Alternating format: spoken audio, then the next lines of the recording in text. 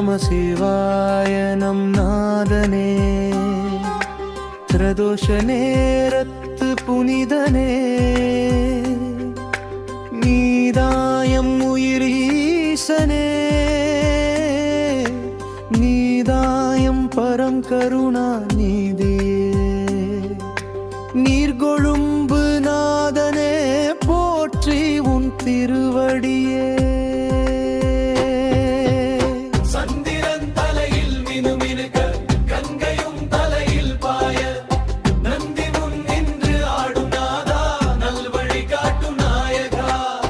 காமழச்சி ஓடையில் வீற்றிருக்கும் கற்பக மரம் போல அருள் தருவாய், பாவம் கடலிலே மூழ்க வைக்கும்